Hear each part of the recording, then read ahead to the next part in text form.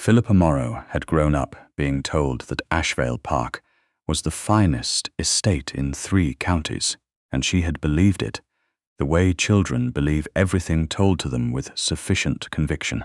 It was not until she arrived at Greymere Hall on a raw March morning with the last of winter still clinging to the hedgerows that she understood the difference between a house that was admired and a house that was alive. Greymere was neither. It was immense, cold, and silent in the particular way of places that have forgotten the sound of laughter. The carriage wheels on the stone forecourt made a hollow, deliberate sound like knuckles rapping on a coffin lid. The sky above the roofline was the colour of old pewter. Nothing moved, not a groom, not a gardener, not a single curtain at the long row of windows that faced the drive. Beside her, in the carriage, her mother, Lady Morrow, smoothed the front of her travelling coat with the calm, satisfied expression of a woman who has planned a campaign and sees no reason for it to fail. Lord Ashvale has been entirely secluded for nearly 2 years, she said. His mother, Lady Ashvale, has written to me personally. He is 29, unmarried, and in possession of one of the finest incomes in the north. A period of grief is to be expected. A duchess? No, a marchioness. Can redecorate. I am not a marchioness, Mamma. Not yet, said Lady Morrow, in exactly the tone one uses to state a foregone conclusion. Philippa looked out the window. The forecourt was flanked by a pair of enormous stone falcons on crumbling plinths. One had lost its head to some long Argo winter storm. The remaining bird stared at the arriving carriage with what seemed to her a profound and appropriate skepticism. They were not met by the Marquess. They were met by his mother, Lady Ashvale, a woman of perhaps 60 who carried herself like a woman of 40 and felt, Philippa suspected, like a woman of 80. Her welcome was warm in the way that a fire is warm when you stand too close to it, a little scorching at the edges. My dear Lady Morrow, and this must be your Philippa. How charming. She assessed Philippa with the speed and efficiency of a woman who has been making social calculations all her adult life. Hamish will join us presently. He is attending to correspondence. The drawing room they were shown into was not unpleasant, precisely, but it felt suspended, as though someone had arranged it for a party 20 years ago and then simply left. Lest. The flowers in the vase on the mantelpiece were dried. The paintings on the walls were formal and dark. A large half-finished chess set sat abandoned on a side table, as though the players had simply stood up and walked away. Then the door opened, and Philippa understood, in a single unguarded moment, why the house felt the way it did. The Marquess of Ashvale, Lord Hamish Carew, entered the room the way weather enters a room. Not loudly, not dramatically, but with a density that changed the atmosphere. He was a tall man, darker than she had expected, with amber eyes that she had also not expected, and an expression of such studied blankness that it looked, on a man with that particular bone structure, almost like a declaration. Behind him came the dog. It was not a dog in any sense that Philippa had previously considered the word. It was a creature from a different, older taxonomy, a Scottish deerhound, grey and shaggy and magnificent, with the heavy-shouldered, rangy grace of something that had been bred to run down stag across Highland moorland, and had simply condescended to live indoors. It moved around the room like a tide, unhurried and inevitable, and came to stand beside its master with the quiet authority of a trusted adviser. Lady Morrow, Lord Ashvale said. His voice was low, precise. A voice that had learned, some time ago, to say only what it needed to say. Miss Morrow. Philippa rose and curtsied. He gave the short, economic nod of a man who has not yet decided whether the situation merits more. Lady Ashvale, her smile fixed into something resembling architecture, gestured brightly. And this is Argos. He is very loyal, very protective. Philippa had been in the carriage, rehearsing expressions. She had a thoughtful look, and a bright, interested look, and a demure, considering look, she deployed none of them. She was too busy watching the dog. Argos had been standing perfectly still, studying her. Not with hostility, with the particular intelligence of an animal that has learned to read people the way a skilled reader reads text. Quickly, thoroughly, and with complete retention. His amber eyes, almost exactly the color of his master's, were very old for a dog of perhaps 4 years. Philippa's mother, following some script Philippa had not been given, leaned forward with her hands clasped and addressed the dog in a bright, carrying voice. "Oh, what a noble creature! What a very fine animal, Lord Ashvale!" She reached across the space between them, her hand extended, palm up, in the universal gesture of the person who has never actually spent time with dogs, but has been told they enjoy this. Argos did not growl. He stepped back, one deliberate, unhurried pace backward, as though, removing himself from a conversation he found uninteresting. He turned his great head away. The message was not aggressive. It was merely absolute. Lady Morrow's hand remained suspended in the air for a moment. Then she lowered it with a laugh that did not quite land. "Delective is he," she said. "He is," said Lord Ashvale, his eyes on Argos rather than on his guest. Philippa, who had grown up with a succession of working terriers and one profoundly opinionated spaniel, had been watching the dog's ears. They were flat, which did not mean fear. They were flat in the way ears go flat when a creature is simply finished. Finished with the interaction, finished with the noise, finished with the effort of being polite about something it found false. She understood the feeling entirely. The rest of the visit proceeded in the manner of all such visits. Exquisitely uncomfortable, meticulously sustained. Lord Ashvale spoke perhaps 40 words across the span of 3 hours. Argos stayed at his feet and regarded the gathering with the patient disengagement of a monarch at a ceremony he has been attending for decades. When the carriage finally pulled away, Philippa's mother stared back at the house with an expression that Philippa recognized as the recalculation of a general who has met unexpected terrain. "He barely spoke," Lady Morrow said. "No," Philippa agreed. "The dog was quite rude." Philippa said nothing. She watched Greymere diminish in the carriage window, its stone bulk grey against the grey sky, and thought about the way Argos had watched the room. Not with malice, but with the unsettling clarity of a witness. Inside the house, Lady Ashvale stood at the window of her sitting room and watched the carriage until it disappeared beyond the tree line. She did not feel triumphant, she felt tired.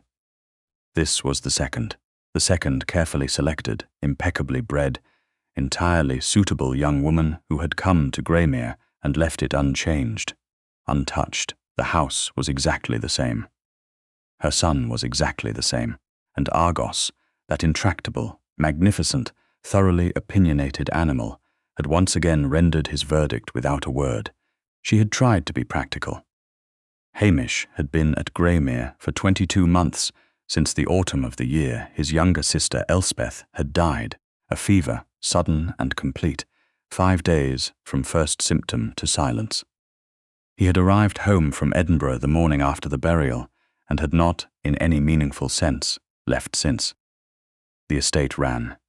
Correspondence was answered, meetings with his solicitor were attended, but the man who had once been known for his dry wit and his fondness for long arguments about Scottish history had become something that resembled a man in roughly the same way a portrait resembles a person. Lady Ashvale was not a sentimental woman, but she was a mother, and she was frightened.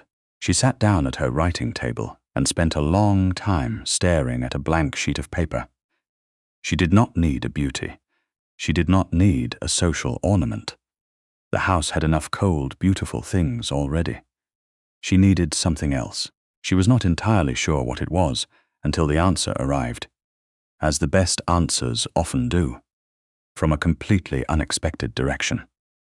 It came in the form of a letter from an old friend, Mrs. Hartley, who lived in Edinburgh and knew everyone worth knowing in 4 counties. Mrs.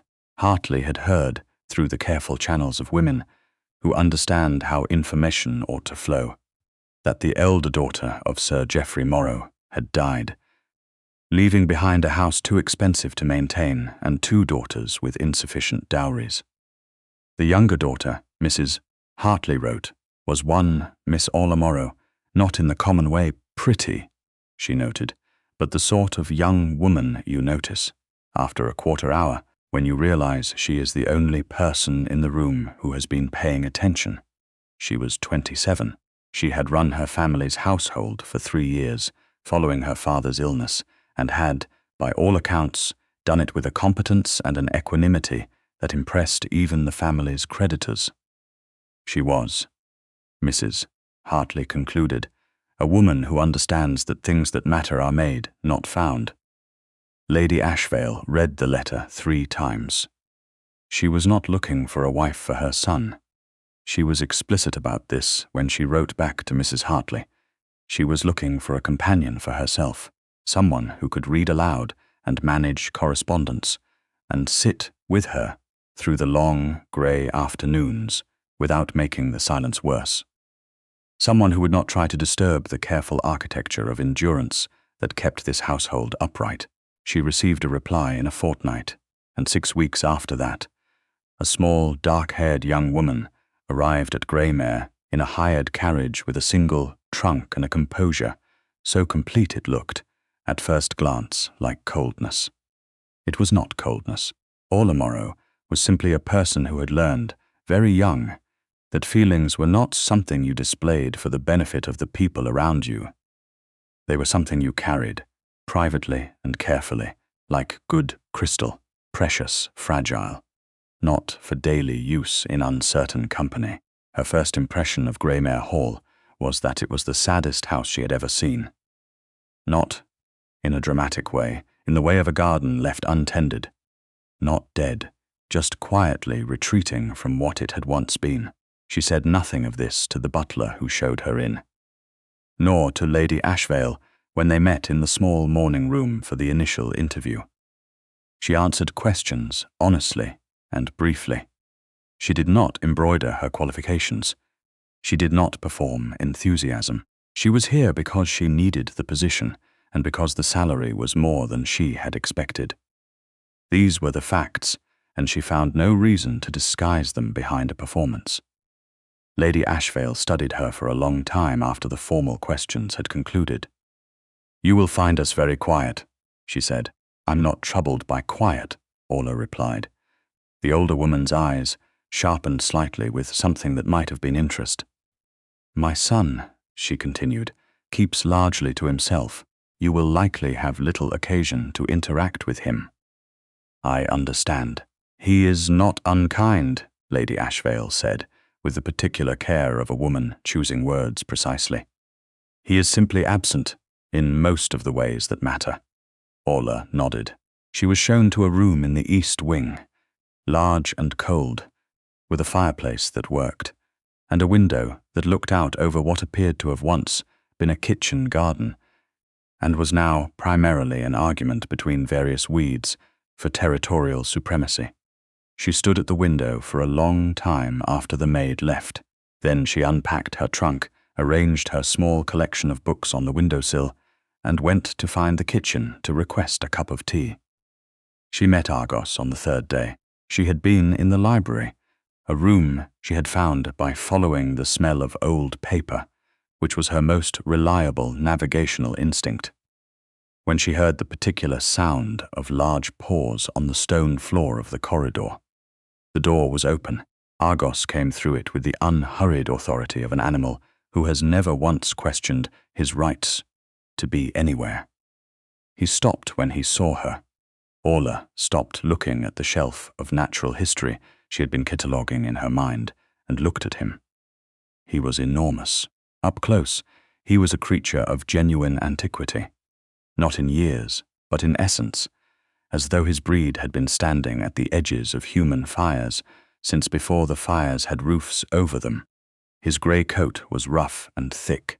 His eyes were intelligent and a little sad, in the way that very perceptive animals often seem sad, because they see more than they are told. Orla did not reach out her hand. She did not make a sound. She simply stood still, her arms at her sides, and looked at him. He looked back. For a long moment the library was entirely silent, except for the fire settling in the grate. Then Orla did something she had not consciously planned. She sat down on the floor. Not theatrically. Not with any particular announcement. She simply lowered herself to the carpet and sat with her back against the bookcase, and her hands resting loosely in her lap. From behind her came the sound of a footstep. Lord Ashvale was in the doorway. She had not known he was there.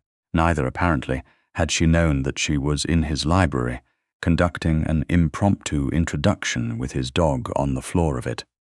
A faint warmth moved across her cheekbones. "Forgive me, my lord," she said. The door was open. He said nothing. She watched him watch Argos. Argos took 3 slow, deliberate steps toward her. He lowered his great head and touched his nose to the back of her hand. Then he stepped back and looked at Lord Ashvale. It was the most plainly communicative thing she had ever seen an animal do. Lord Ashvale's expression did not change, but something behind it did, something very small and very well contained, like the first sound of water under winter ice. "He doesn't sit with people," he said. "Not new people." "I imagine he knows the difference," Orla said. Argos turned, walked back to the fire, turned twice in the manner of a dog who is completing an ancient ritual, and lay down. He did not sleep. He watched both of them with the alert, patient attention of a creature that understands it is in the middle of something important. Lord Ashvale stood in the doorway for a moment longer, then walked to his chair by the window, sat down, and opened a letter. He did not ask her to leave. He did not ask her to stay. He simply included her in the room's silence as though this were a matter already settled. Orla found her book. The days at Greymere began to take on a different texture. It was not sudden, and it was not dramatic. It was more like the way spring happens in the north. Slowly, almost invisibly, a degree at a time, until one morning you step outside and realize the world has made a decision while you weren't watching. Orla read to Lady Ashvale in the mornings. She managed correspondence in the afternoons with a quiet efficiency that Lady Ashvale found so restoring. She began to look forward to it in the way one looks forward to strong tea. She walked the grounds after lunch, regardless of weather, because she had found that a house of this size and weight required counterbalancing with open sky. She began, quietly, to do other things. She noticed that the library's south-facing shelves were losing their spines to damp and mentioned it to the housekeeper. A dehumidifier appeared. She noticed that the cook had stopped making the ginger biscuits that Lord Ashvale had apparently once eaten habitually and quietly mentioned to the footman that they had been requested. They reappeared without ceremony. She noticed that the kitchen garden, while overtaken, still had several perfectly viable beds of lavender and rosemary along its southern wall, and one afternoon she borrowed a pair of gloves from the potting shed and began to clear them. She did not plan for Lord Ashvale to find her there.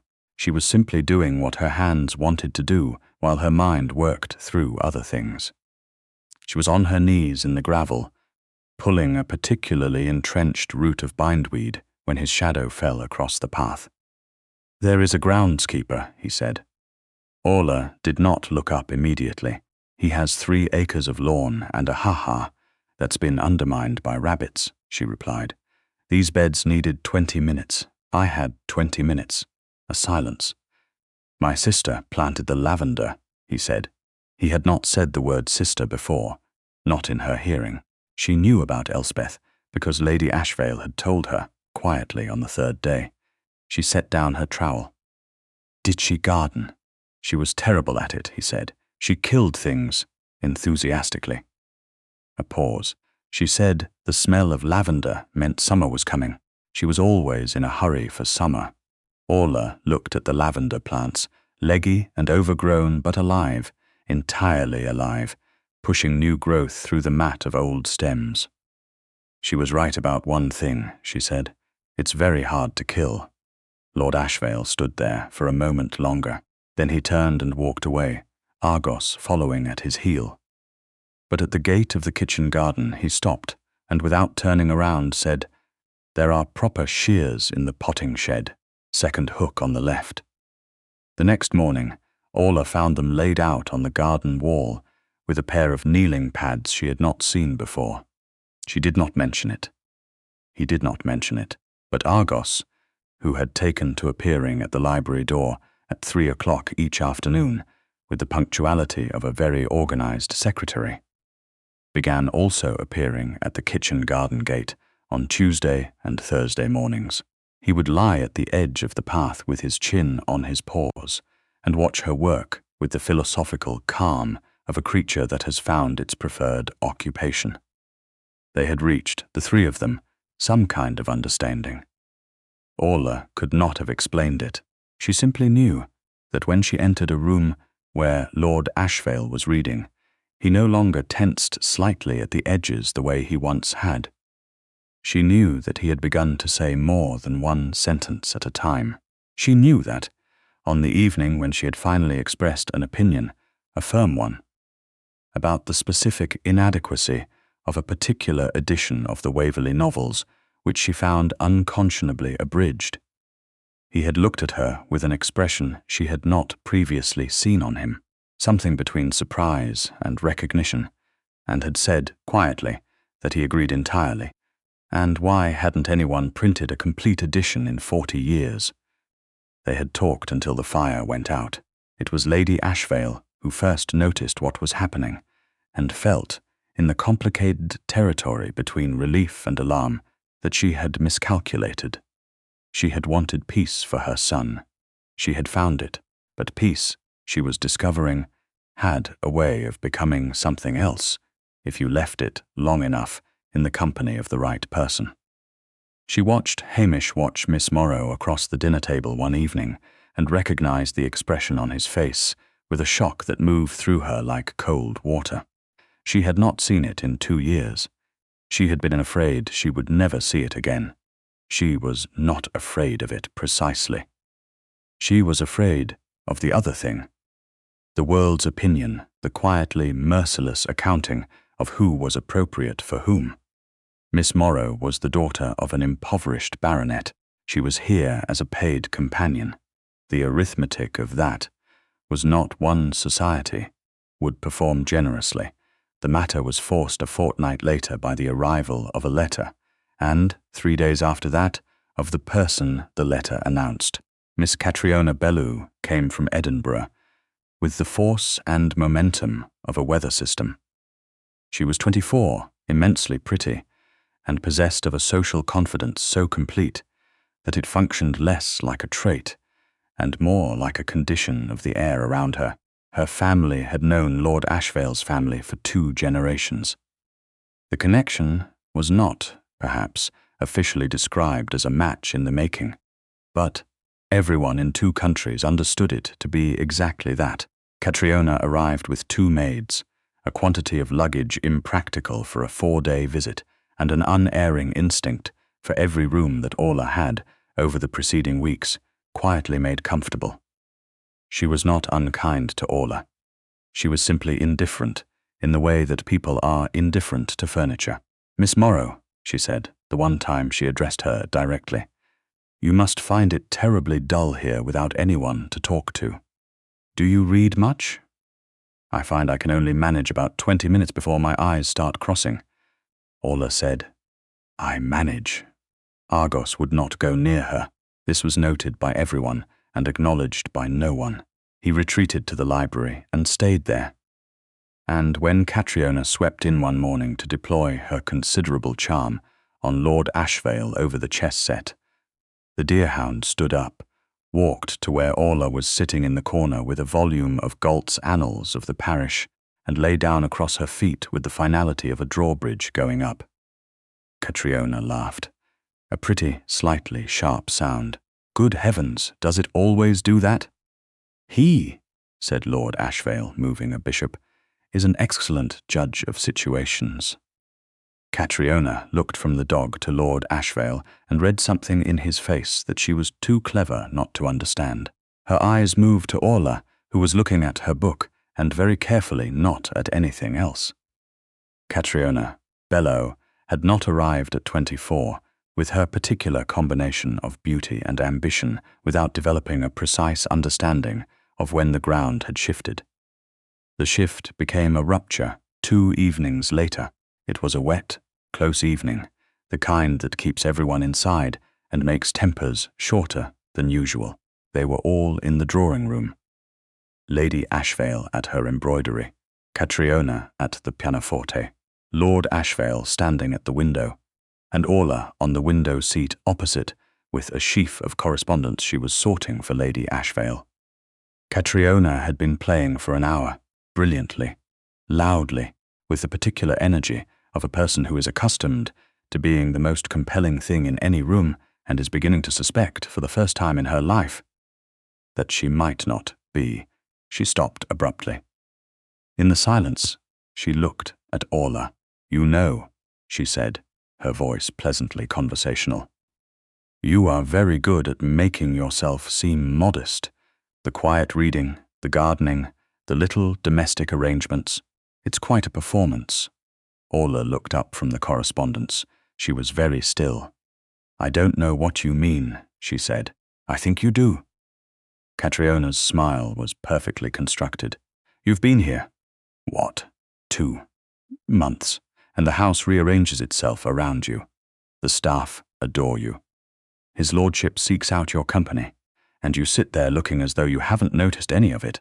It's either genuine obliviousness or extremely effective strategy. I confess I can't tell which." The room had gone very quiet. Lady Ashvale had set down her embroidery. Her face was carefully composed, and the care of its composition told Orla precisely how alarmed the older woman was. Orla did not respond immediately.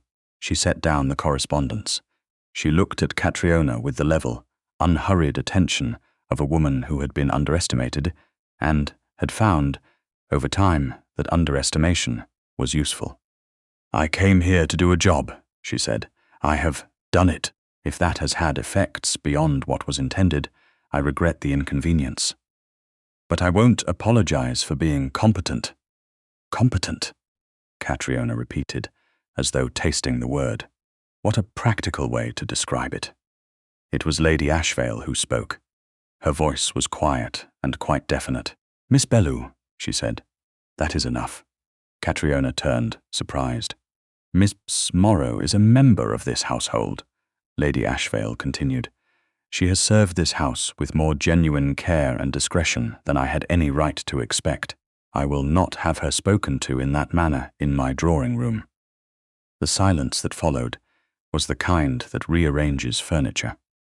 Catriona looked from Lady Ashvale to Lord Ashvale, who was still standing at the window, and whose expression was not the careful blankness Orla was used to. It was something much colder and more considered. Catriona Belleau was not at bottom a stupid woman. She gathered her music and retired early. The next morning, a conversation occurred between Catriona and her hostess that Orla was not present for and did not ask about. By noon, Catriona's luggage was being brought down from the east wing. By 3 o'clock, her carriage had gone.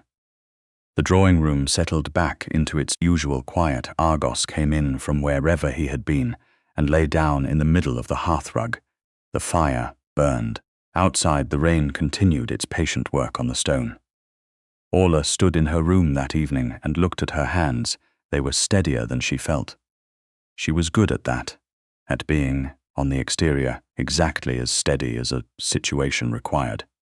Inside was a different matter. Inside was something she had been trying, with decreasing success, not to examine too directly. She had been hired to be invisible. She had been told, implicitly and explicitly, that invisibility was the requirement, and she had tried. She had genuinely tried. But there was something about this house, this particular silence, this particular man who had been walking through his own life like a ghost and had started, incrementally, to become something more solid. She had found it impossible to remain entirely absent from. In the morning, Lady Ashvale came to her. She sat across from Orla in the small sitting room and looked out the window for a while before she spoke. "I owe you an apology," she said finally. "I invited that girl here because I was frightened.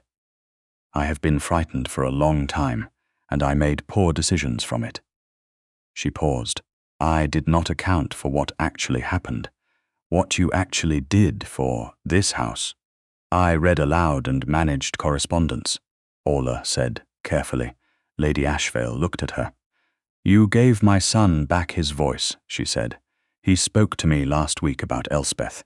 For the first time in 2 years, he spoke about her, not around her, not instead of her, about her." Her composure held, but only just. "I don't know what you said to him." "I didn't say very much," Orla replied. "I just didn't require him not to." There was a long silence. Then Lady Ashvale reached across and briefly covered Orla's hand with her own.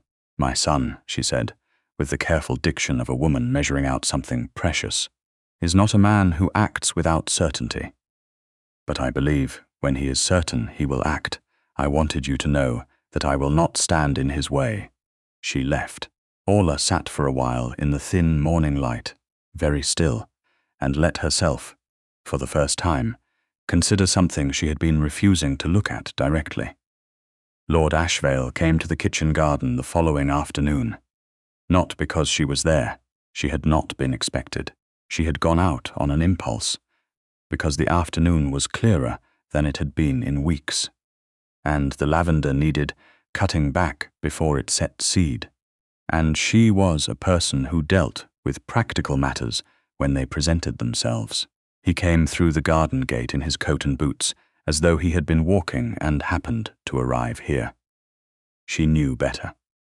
So did Argos, who was lying at the edge of the path and did not bother to get up, because he had known for some time how this would end. Lord Ashvale stood beside the sundial at the centre of the garden. It had a worn inscription on its base that she had not been able to read. He looked at it for a moment. "Nusquam et cubic et," he said. "Seneca, he who is everywhere is nowhere." He looked up at her. "My sister used to say she didn't see the point. She said a sundial should say something about light, not about where you aren't."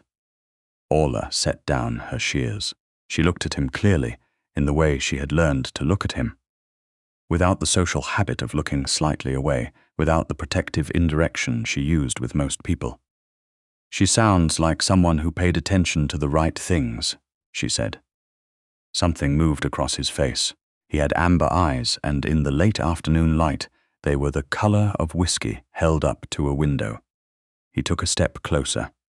The garden was completely still, around them the lavender and the old stone wall and the pale northern sky. "When I came back here, after Elspeth died," he said, "I thought I was being practical. I told myself I was protecting the estate, managing grief efficiently. I am," he stopped. "I am not good at." He stopped again, and she saw the effort it was, for a man who chose his words so carefully to reach for ones that didn't have an easy category. "I know," she said, "you don't have to." "I do," he said. "I have been thinking about it for 3 weeks, and I would like to say it before I find another reason not to." He looked at her. "You walked into this house, and you didn't try to make it less of what it was. You didn't try to cheer it up, or lighten it, or make it forget what had happened. You made room in it, for all of it, the grief and the silence and the damn dog. Something that was almost a smile. You made it feel as though it might be possible to continue being a person. Here, in all of it." Orla had been holding her breath without realizing it. She let it go. "I didn't do anything particular," she said. "You did everything particular," he said. "Every single thing."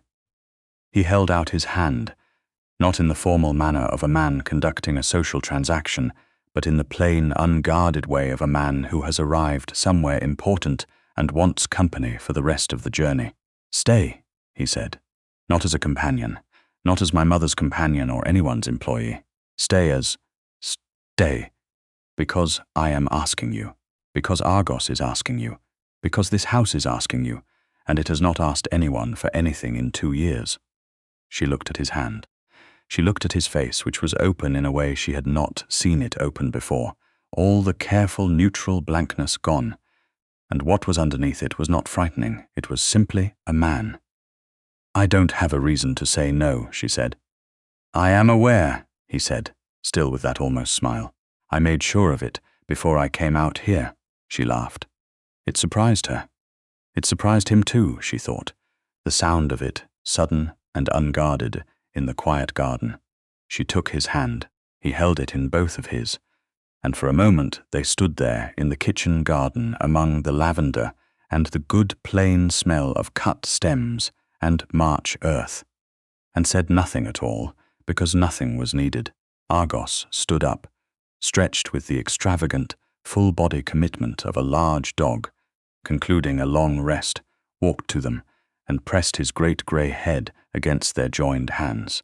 Then he turned and walked back to his patch of path and lay down again, as though the matter had been settled some time ago and he had simply been waiting for the rest of them to catch up.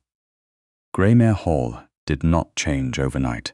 Houses of that age and weight do not work that way, but it changed, the way all real changes happen.